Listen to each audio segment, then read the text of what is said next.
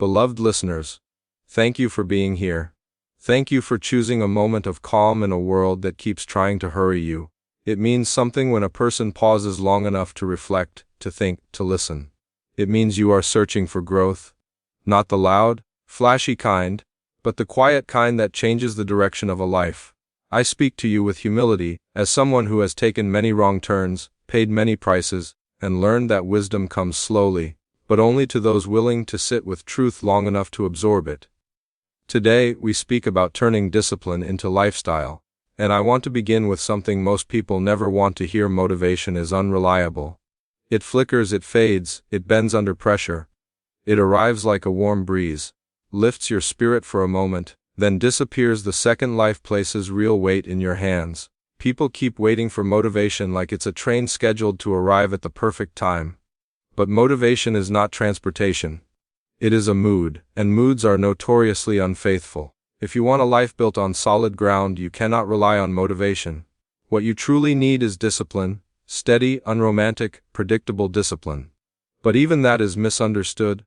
People think discipline means suffering, restriction, forcing yourself into misery. That's what discipline feels like when it's foreign to your nature. When discipline becomes part of your identity, it stops feeling like punishment. It becomes clarity. It becomes a quiet, stable way of living. Think of the people you admire, the ones who seem to move through the world with control, direction, and purpose. They're not running on excitement. They're running on patterns, on systems, on an internal code of behavior that does not bend when their emotions shift. They don't wake up every morning asking, "Do I feel like doing what matters today?" They wake up and do it, because they have become the kind of person who does. And that is the heart of turning discipline into a lifestyle. You stop treating discipline like a task. You turn it into identity. You stop saying, "I want to be disciplined," and you start saying, "I am the type of person who follows through." The brain behaves differently when identity enters the conversation. When you genuinely believe discipline is part of who you are, your decisions start aligning automatically. Conflict reduces, delays reduce, excuses shrink, you gain internal order. But none of that happens all at once. It begins with standards, the minimum level of behavior you are willing to accept from yourself. Standards are not dreams. They are boundaries you draw internally, the same way you draw them with people who mistreat you. Most people set goals but never set standards, and that is why they stay stuck. A goal says, "Someday." A standard says, "Now." Set a standard that bites, a standard that costs you, a standard that interrupts your comfort. Not 10 standards, not 20, just a few. Ones you can hold, ones that sharpen your identity. Something like, "I don't skip," or "I finish what I start," or "I keep my mornings sacred," or "I don't speak to myself like an enemy." Small, strict, non-negotiable. Once those standards are in place, you need systems.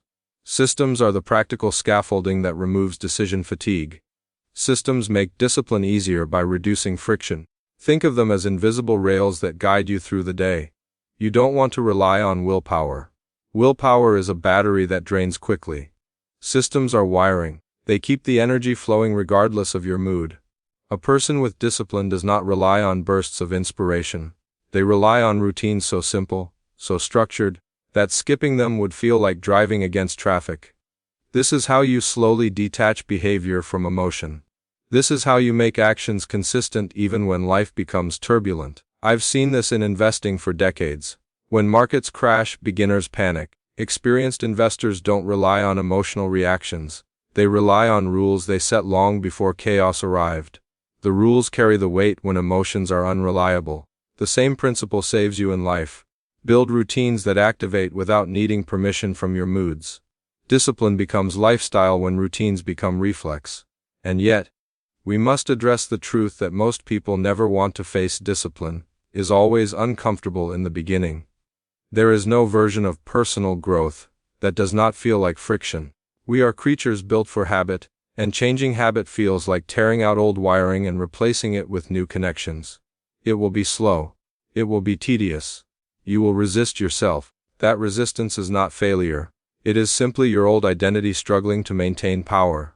You must outlast that struggle. Your old self will bargain with you. It will offer excuses dressed as logic.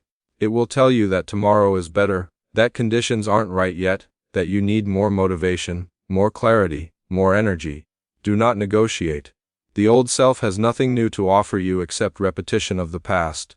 The person you want to become is built through consistent micro-actions, not massive transformations, not dramatic rituals, small, steady, repeated behaviors that compound over time. This is a principle any seasoned investor understands deeply. Tiny, consistent inputs eventually transform into massive, life-altering outputs. When you show up for yourself repeatedly, you train your brain to trust you. That trust becomes momentum, and momentum is one of the most powerful psychological forces available to a human being. But momentum must be earned, not imagined. Another truth people avoid: you must keep your environment clean. You cannot build discipline in a chaotic environment. And I don't mean clutter on your desk. I mean the emotional clutter, the digital clutter, the relational clutter, the constant noise. You need silence, you need predictability, you need limits, you need space where your mind can think without being pulled in 10 directions by unfinished business. A disciplined life is built on structure. Structure is built on clarity. Clarity is built on elimination, removing everything that does not align with who you are trying to become. Every hour of your day is either strengthening your discipline or weakening it. Every choice is a vote for the identity you want or the identity you are trying to leave behind. Discipline becomes lifestyle when you no longer see choices as isolated decisions, but as chapters in a story you are writing with your actions. And let me tell you something else only years of experience can teach: doing the right thing consistently is lonely. You will outgrow people who live by impulse. You will confuse people who only understand chaos. You will frustrate people who prefer a comfortable lie over an inconvenient truth. Do not bend to fit them. A disciplined life naturally reduces its social circle, but the people who remain will be those who appreciate your clarity, not those who fear it. There is also a kind of peace that discipline brings. A peace you cannot buy, cannot fake, cannot borrow. It is the peace of knowing you are not at war with yourself. Most suffering in life comes from internal contradiction: wanting one thing, doing another, promising improvement, performing regression, seeking progress, living in loops. Discipline dissolves contradiction. It aligns your desires with your actions. And alignment creates peace. If discipline feels painful, it's because you're still treating it as an interruption to your identity, instead of an expression of it. Once it becomes identity, it feels natural, even when it's difficult. You stop resisting it. You stop bargaining with it. You stop resenting it. You begin to feel uncomfortable without it, the same way you'd feel off balance if you stopped brushing your teeth or stopped sleeping. It becomes part of your architecture, and the final transformation, the one most people never reach, is when discipline moves from internal struggle to internal pride. You begin to trust yourself deeply. You begin to respect yourself. You begin to see yourself as someone who keeps promises, someone who lives deliberately, not accidentally. And when you respect yourself, you stop seeking shortcuts. You stop chasing comfort. You stop looking for applause. You begin to enjoy the quiet dignity of consistency. That is what turning discipline into lifestyle truly means. Not suffering, not forcing, not grinding endlessly.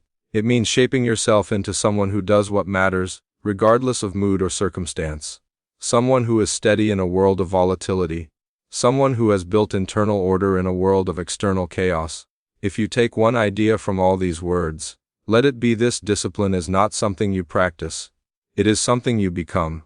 And once it becomes part of you, life becomes simpler, not easier but clearer. Decisions become lighter, identity becomes stronger, progress becomes steady, and your future becomes something you build intentionally, not something you stumble into. You are capable of this transformation, not someday, not when conditions improve, not when motivation magically returns. You are capable now, and you begin with one small, consistent decision, the kind that doesn't impress the world but quietly reshapes your identity. That is how discipline becomes lifestyle.